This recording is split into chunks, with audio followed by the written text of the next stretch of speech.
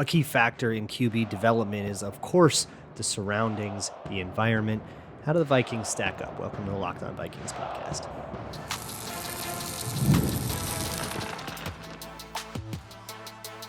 You are Locked On Vikings, your daily Minnesota Vikings podcast, part of the Locked On Podcast Network, your team every day. What is up, everybody? Welcome to the Locked On Vikings podcast, where we're always trying to learn something new. It's part of the Locked On Podcast Network, your team every day. And thank you so much for making Locked On Vikings your first listen of the day, each and every day. My hashtag everydayers.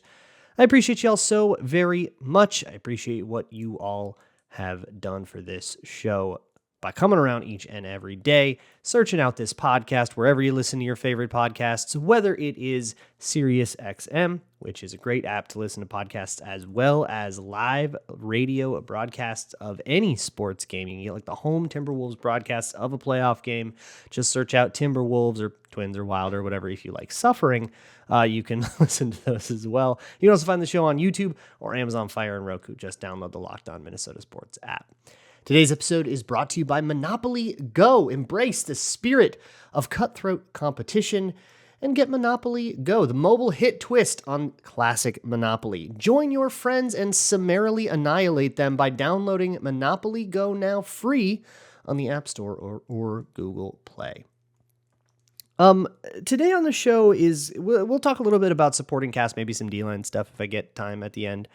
But I haven't really engaged in it. It's always just been sort of this background truism that, the Vikings are this like great place to have a supporting cast. But what is that? What is it? What does it mean to be a great place to develop a QB? What do you need to have that? And I'm a big fan on Locked On Vikings of taking things we think are obvious and checking in on them anyways, because you either learn the ins and outs of them, or maybe you find yourself surprised. So let's do that today. Let's look at the ins and outs of what kind of supporting cast lends itself to QB development. And it's really easy to fall into the trap of just like good players equals QB development. And maybe that is the most important distinction when it comes to like the play caller. You don't just need like a good play caller. And I mean, what even is a good play caller is a really difficult thing to measure without just accidentally measuring which offenses are good. Like, how do you separate scheme from talent and all that? But thinking about like O'Connell as a play caller and the development of O'Connell as a play caller, there are pros and cons here, right? I like the way that O'Connell sequences plays together. I like the way that he designs plays. I like the McVay pass offense. I think everybody has great reverence for it. So that's all well and good, but there's a learning curve to that. And there is there are barriers to that offense. If you can't read things out on time, you kind of like can't play. And if you can't play, how do you develop? Maybe we'll get to that. That's a very interesting quite like the idea of sitting a year. We should probably talk about that. But like, you have to read out something like flag. Flag is the name for like a corner route in the McVay offense. And it is a corner to the sideline with a return route coming in underneath it. So you have not only a vertical stretch, you've got a high route and a low route, you've got an outside route and an inside route. So you have a horizontal stretch as well, good against a lot of zone defenses, and the return is particularly good against man coverage because it's an inside out whip route, right? You're really it looks a lot like stick, which is just like a quick 4-yard out, 5-yard out, right? And then it curls back inside, so you're going to get a lot of D-backs that try to jump to the outside of it, and it's great, right? Great against man. So you've got a man zone thing. It's a good concept. But identifying that, you have to do so quickly because all of the advantages of that concept evaporate pretty fast. If it is man coverage and that route, looks like stick, and that corner jumps it, and, we cut it inside and we get really open, but then the ball is late, it gives that corner too much time to come back. So you've got to read that out fast. So if you cannot read fast, you will find failure in the Kevin O'Connell offense, if you are just too slow to things. And boy, did we see it. This was a big Josh Dobbs thing, getting that ball out and on time. They struggled quite a bit to find ways to make that precise timing less important because Dobbs couldn't get the ball out on. Of course he couldn't, right? He showed up in the middle of the season, but he couldn't get that processing done in time to make this thing like sing the way it really was supposed to, the way it would with Kirk Cousins, who always could. And so like there's that facet of it, or something like choice. Choice is another major staple for the O'Connell offense. Choice is just an option route. The Vikings have been loving to do this with TJ Hawkinson. It is like their go-to third and long thing. And they converted like 4 third and obscenes off of like third and like 12s, like crazy to do that with an underneath throw to your tight end. But they did because of the way the other route concept would clear things out. But hey, it's just inside, outside, or maybe you sort of work it deep. You sort of work it downfield. You run a 4 to 5 yard stem, and then you basically run against the leverage of the D-back. If he's in man, you run away from him. If it's in zone, you go to the hole in the zone. That's roughly how choice works. And it is usually the first read on a play. And it requires you to have not only the same read as the receiver has, whether it's the tight end or somebody else, but you also, like, you if he says this is inside leverage and I'm throwing it outside, and I'm running this route outside, you got to have the same idea of that, right? Because if you accidentally misdiagnose that and throw the ball to the inside, you just threw a pick. And we have seen that pick be thrown plenty of times across the league, and yes, in Minnesota as well. But also, you have to read that with timing, because a choice is another one that will get a small window of separation, but ultimately it's just 4 yards and you break.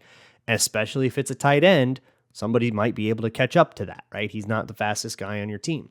So you have to be correct, and you have to be correct quickly. That's not necessarily great for development. That's great for offense. That's, if you can execute that, it's very difficult to defend. That's the worst news for the defense, and that's what you want your scheme to be. But in terms of developmental, it's complicated. It has a low margin for error. And it's not necessarily great for someone like learning on the fly, which we had a lot of learning on the fly in the back half of 2023, and the Vikings went 3-7. Didn't work out. It goes a lot further beyond if the offense is good, if we're going to get a lot of points and yards and production, well, then of course he's developing, right? He's doing great. That doesn't have anything to do with what he's learning. That's just how the offense is doing. That's fantasy stats. But then of course there's the supporting cast. So let's take stock of what we've got and just celebrate it, right? Because the Vikings have this well-revered supporting cast that we always talk about. And then let's go into the idea of like sitting here. Today's episode of Locked On Vikings is brought to you by Monopoly Go, the classic board game from your childhood that you haven't played in 10 years because of how mad it made your brother is back. And it's right there on your phone. It's been downloaded over 150 million times. It's a great twist on the classic war crime that is Monopoly, where you play not one, but hundreds of possible Monopoly boards in all kinds of crazy locations, building up amazing cities that bring you money. And you can do all kinds of horrific things to your friends and loved ones. You can charge them rent on iconic properties, just like classic Monopoly, but you can also rob them. You can do bank robberies and also rob your friends. That's a thing in this game. It's absolutely fantastic. There's a leaderboard that you can see exactly how you stack up. So get in the game and join and destroy your friends. Download Monopoly Go for free on the App Store or Google Play. It's here, everybody, the NFL mock draft. It live streamed on Wednesday, but you can still go check it out on the Locked On Sports Today YouTube channel. You can find exactly what the Minnesota Vikings did. I'll tell you what, trade negotiations were had, but to see how successful they were and where they ended up, you got to go check it out. The Locked On NFL mock draft is available on Locked On NFL Draft on YouTube or wherever you get your podcasts. It is no secret that the Vikings have some good players on offense. And this is what the build was supposed to set up for, right? Was to have a roster in place that could nurture a quarterback. But what do you need from that roster? And you think about things that can ruin a quarterback. This is where we have to get very specific to the guy, because the thing that will ruin Drake May is way different from the thing that will ruin JJ McCarthy. And I guess the process for me is, what are his bad habits, right? Let's talk about Drake May. Well, he's got a bailing habit, right? He's got a moving off his spot habit, overreactions to pressure, right? That cause him to throw off platform a lot and to be kind of, overly chaotic. It leads to misses and all of this stuff. Like, this is the thing. You don't want to foster this in him. So if you're going to have him under pressure all day, or if you're going to have him, staring down really long developing stuff all day, that's not necessarily going to be great for him. Now, the emphasis on quick and precise timing for Kevin O'Connell's offense, that works great for this particular thing because it doesn't encourage those particular bad habits. I went over his fit with the Vikings in a recent episode a lot more. If you're interested, you can go listen to that one instead. But the other important thing is, being able to be on the same page with your teammates about these reads like choice, or there are other certain, like a through route is another thing in the McVay offense where it's a post. Basically it sometimes it doesn't like stem and then post. You just like run toward the middle, but you either split the safeties against too high or you cut it underneath a middle of field closed safety.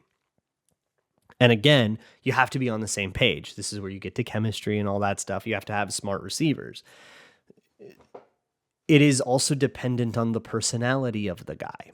And this is a question I can't answer about anybody, but hey, if a quarterback is susceptible to taking one bad play and having it, ruin more, if they don't have that goldfish memory that you want, then a receiver that screws up, runs the wrong route, reads the safeties the wrong way, does the wrong thing, causes an interception that then goes on the QB's stat sheet. If he's the kind of guy that, confidence can get shaken by that, which you can survive if you're that kind of guy in the NFL. Obviously you'd rather it not be, but it can happen.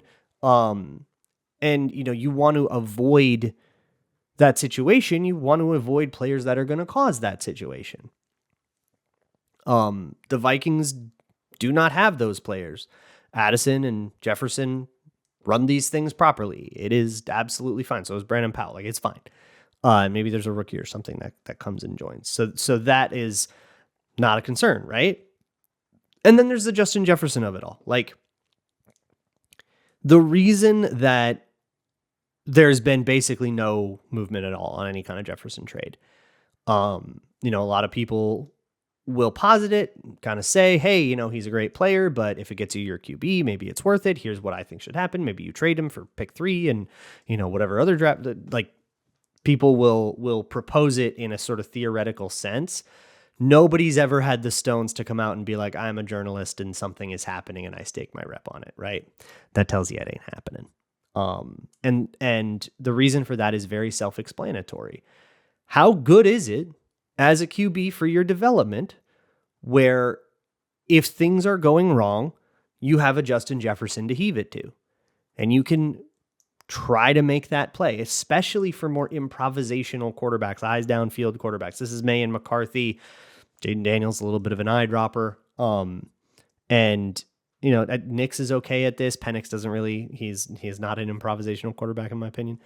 So this is better for like the Mays and McCarthys of the world to have a little bit of a scramble drill, right? Well, a lot of a scramble drill if it's May, and McCarthy has a very nice one that's a little bit more controlled than normal. But the idea of, if I can get a scramble off to Jefferson's side, he'll find a way to work back toward the ball, get open for me, and I can get it to him. And I think Addison has that too. Like, he knows the scramble rules. He understands the scramble rules. So having those outlets, really good. And not only do they know the rules, but they have like the ability, right? Very important. There are inflection points in the development of a quarterback where something is going wrong. There's pressure. Like, we got beat. Okay. What happens next? Does it turn into a sack? Does it turn into a scramble where he runs around but nothing's there? Does it turn into a scramble where he runs for 45 yards and now he gets it in his head that that's the way to live? That's the only way you're going to generate any offense. That is the Justin Fields thing. That I'm so very scared of because look, it's a couple states over from where my favorite team plays. We watched it pretty closely. We watched it all go up in flames because Fields had a overly scrambling Superman hero complex thing. And all they ever did was encourage it by having bad protection and not very useful receivers for him. So when he was out of the pocket, he was on his own and he scrambled, and that was the only offense the Bears had. And it's really hard to argue with that demon in the middle of your in the back of your head going, dude, just run. You know that's the only way we convert this is that we just run. And now you're not running an offense anymore. You're playing rugby, and it's not the National Rugby League. So they lost a lot of games. It goes sort of without saying, but of course having bookend tackles is fantastic. I will, I guess, take this moment to address the like right tackle, left tackle thing. I've gotten that question a lot on other shows. This time of year, there's a bunch of radio shows, there's podcasts and stuff that are all looking for a lot of guests to talk about the draft and stuff. So I've been making the rounds a lot lately. And more than I thought, I've been asked, hey, what's the deal with like, would you want like Darrisaw to move to the right if you drafted Penix because he's a lefty? That's so weird to me because like, oh, that would be his blind side and stuff. So the answer to that is it doesn't matter. The right tackle, left tackle thing, you need them both to be good. There is no utility in min-maxing between one or the other. And plus they're like reflected in the market. If there is there's like a little bit of an effect reflected in the market that dwindles year after year after year. But basically the logic of, well, the left tackle protects the QB's blind side and therefore he is more important is grossly overshadowed by the logic of, if one of these dudes sucks, Joey Bosa is going to be on that guy. Or Nick Bosa is going to be on that guy. Like the good edge rushers are going up against the dude that's ass. So you got to have both. Edge rushers are increasingly threatening players. They are increasingly athletic. They are increasingly destructive. They are getting better and better and better and better. The guys that come out of college get better and better and better and better. And therefore, you can't really afford to have either of those guys have an easy matchup. And because the defense will respond to you if you do try to cheap out at right tackle so much to punish you that it doesn't matter what your left tackle does, you can't really afford to have to cheap out. So yeah, having both O'Neal and Darrisaw in, very important. And the idea of like trading away O'Neal because he doesn't protect the blind side is reducing that quarterback's chances of success. You're making him a worse prospect. You're making that QB less valuable because of the greater risk that you're introducing to his prospects. He is now a less valuable asset, and you're spending something to make the thing that you're buying worse. That's not good process, right? That's not exactly good resource management. So of course the offensive line is great. And another big one, this one might go over a little interestingly for some of you. It's Garrett Bradbury. Having a veteran center that can be trusted with protections, because he called protections for years and years and years with the Vikings. Cousins very rarely, he had veto power over Bradbury for all of that time, and he very rarely used it. He placed his trust in Bradbury. And which protections should or shouldn't be called is very debatable. It's a super subjective matter. There's a lot of there's a lot more art to it than science, in my opinion. So whether or not someone is good at calling protections, I don't know if I'm necessarily equipped to answer. And to be honest, the people who are maddest about Garrett Bradbury, they don't know enough about protections to be able to answer it either. So I don't heed their opinions. But whatever it is, the fact that he's can be trusted to do that, or that the team has a history of trusting, the team will trust him to do that, means that can be something off the QB's plate for the first part of his development, so he can focus on other things. Eventually, you want him to have control over the protections, to be dialing things in and identifying blitzers and stuff and making adjustments. That's part of it. But if you want him to get on the field and get reps and start developing, you don't have to wait for him to have protections down to do it. This is another Justin Fields thing. Fields couldn't set those protections. He did not have that system. He wasn't comfortable with that system. And then they also had, for a while, thanks to injury, the Bears had, I think it was an undrafted rookie at center who also wasn't able to do that. So they had to work together to do it. Not only does that stunt the development of someone like Field, it gets in the way of him getting something, of him learning new things and being able to, execute plays well enough where you can have a note and you don't just have to throw all the reps away because they were too much of a disaster. Like, you lose all of that, but you're also not learning how to set protections either, because you're like blind guys feeling around in the dark, right? Doesn't work out. So kind of looking at Fields as the currently in my head high potential quarterback that didn't develop what went wrong. What about the idea of elsewhere in the NFC North, letting him sit for a while? This is the Jordan Love thing, maybe not for 3 years, but what is the use of letting a guy play versus letting a guy sit, and the debate of like getting him reps or not? To me, I think that comes down to the guy, but I'll explain in a minute.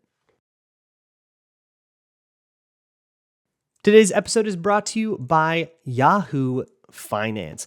Yahoo Finance allows you to consolidate all of your portfolio, whether it's a 401k, Roth IRA, which is what I have, all of your other stocks, investments, mutual funds, whatever, all into one nice and easy place where you can get all of the information that you need. For more than 25 years, Yahoo Finance has been the brand behind every great investor. And whether you are a seasoned investor or someone who just is looking to start planning for their future a little bit, Yahoo Finance gives you all the tools and data that you need in one place. They have over 90 million users each month, and their real strength is helping you on your way to financial success. You can securely link your brokerage accounts for a unified view of all of your wealth and a comprehensive perspective on how you're doing financially. That kind of big picture outlook is what sets apart great investors. So get access to it. For comprehensive financial news and analysis, visit the brand behind every great investor, yahoofinance.com. The number one financial destination, yahoofinance.com. That's yahoofinance.com.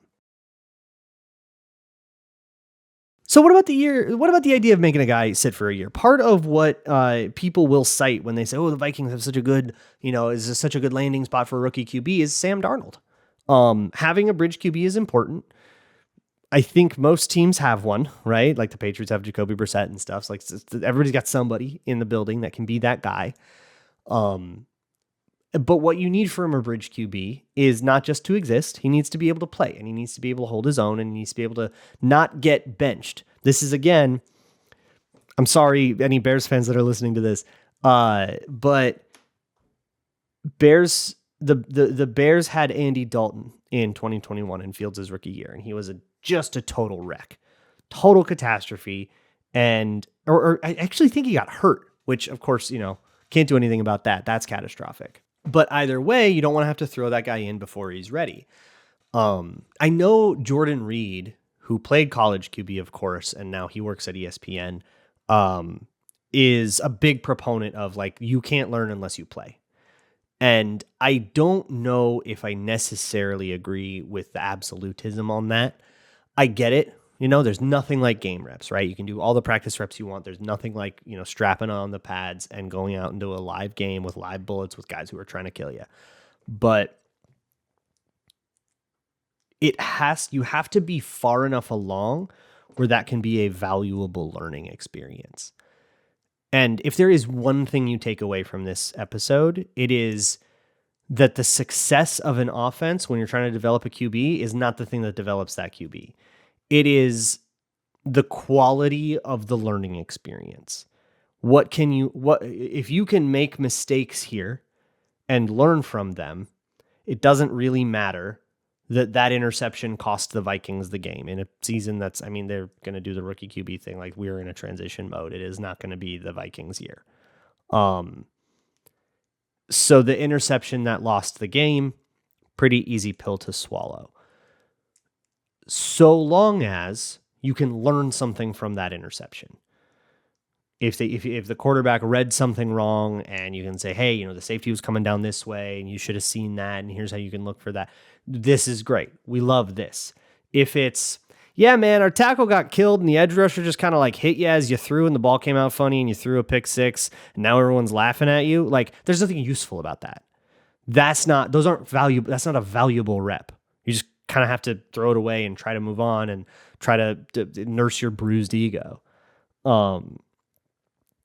So when I'm talking about like quality of the learning, the quality of learning experience, this is like, if the Patriots do the trade down and give up on Drake May and say we're not ready to do it, this would be their impetus. This would be their reason. Is if you put Drake May behind the patchwork Patriots O-line and throwing to whoever they're throwing to, KJ Osborne and the Pussycat Dolls, if you put Drake May on that team and he doesn't get a valuable learning experience, he's just going to start playing hero ball and not really have an offense. It'll just be a bunch of hero ball that doesn't win games in the NFL. And you don't necessarily want that. And they go, okay, this is the darkness of our May timeline. We don't want that timeline. We'll let somebody else take on that burden. And the alternative, I guess, if you're someone like the Patriots, is Jacoby Brissett starts a whole season and Drake May doesn't play at all. How much can you develop there? And again, this is, to me, is dependent on the prospect. Some guys need to sit, some guys don't need to sit. I don't think that there's an absolute answer of whether or not like every QB should sit a whole year. That absolutism doesn't jive with me. It depends on the guy. There are certain guys that don't need to sit a year. Here's a controversial one. Mac Jones. Sitting a year wouldn't have done anything for him. He was the guy he was coming out the box. Justin Fields, sitting a year might have helped. Help him kind of get more comfortable with the concepts, get comfortable with the protections and stuff, learn a little bit. That could have helped him. Zach Wilson, I don't know. I don't really have an opinion on Zach Wilson. And I didn't that draft either. I just didn't bother to watch him. And I was correct to do that, to not bother. I was properly lazy. I won't apologize. So if you have a guy that's ready to go right away, there's going to be development. There's going to be growing pains, right? There's going to be things you need to learn along the way, but they're at least ready enough where it will be a valuable learning experience. You just need to make sure that the supporting cast is adequate enough where you won't ruin that learning experience. And if you have a guy that does need to get familiar with the, that just didn't call protections ever in high school and college, just wasn't a thing they did. They got to learn that from scratch. Okay, you sit on the bench while you do that. We'll figure this out with you, but we're going to start someone else in the meantime. You got to have that guy. So a lot of that too is which guys are which is probably the question going through your mind. And unfortunately, I don't have a great answer for you because that is information that I don't have, is who called the protections at UNC and LSU and Michigan. I don't have that information, but that's the question to be asking, right? Is who had responsibility over what kinds of mental things were these players asked to process? And if they weren't asked to process enough, how do we fill in the gaps, and how long will that take? And can he be playing in the meantime while not understanding? Because some of that is like, well, can he play in the meantime while having to maybe have the field restricted to one half of the field or the other so that he can get, those 1-2 progressions down? Okay, yeah, that's fine. You want to do pre-snap pick aside? That's the way that Drake May was very used to doing it at UNC. It was a lot of pre-snap reads and picking aside based on like CB leverage. Okay, if we want to take advantage of that and say, okay, you've got this concept on this side, that concept on that side, read the corners and, go pick whichever one has a corner in off coverage. If you want to do that and play things that way, okay, you can get him on the field and do that. You can find a way to do that, and then he's getting live reps, and then it's a valuable learning experience. But if that's not something you have access to in your playbook, because it's the pieces all intermingle too much, you have too much crossing over and stuff, you want to really attack safeties that way, then that won't be a valuable learning experience. And it was probably best to bench him and put in your Sam Darnold. And again, it depends on what you plan to run a lot of. and like what you would do a lot of with him. If you need to restrict your playbook a little bit for a while, well, that'll affect the Vikings' chances of winning, but it won't affect the development. It might make the offense look really bad because it's a limited playbook, but he's learning, and that's what we care about. He's developing and he's learning, and you can complexify it right back up in year 2 when he feels a little bit more comfortable. But at least he's getting out there and he's making mistakes, and he's bailing the wrong way and running into a sack and getting chewed out for it and learning not to do that. That's what I care about in terms of whether or not he should start or sit a year, whether it's May or McCarthy or whoever. Not necessarily what is best for, the immediate short-term, like window, like the way that this decision gets made, whether you like it or not. I mean, you can whine about this all you want, but ultimately the quarterback that gives a team the best chance to win is the one that they're going to play. That's just the mentality of an NFL football team is, we're not going to put in a worse QB just so he can learn and we can all lose. Like, we respect all the other players too much for that. This could be Harrison Smith's last season. We're not going to just start like pissing away games so that we can train in the intern. That's going to be the way that it goes down. And hopefully there comes a time where the bridge quarterback gets surpassed by the rookie and then he can start learning on those games. But like, in terms of what we can root for, if we want to see the rookie come in, is we want it to be a valuable learning experience. That's the thing to take home from this one. We'll be back tomorrow. Maybe I'll talk a little bit about Dallas Turner. That's who I'm working on right now. That's who I'm watching. So maybe we'll talk about him or whatever else it is that strikes my fancy. I'll see y'all for that. And as always, Skull.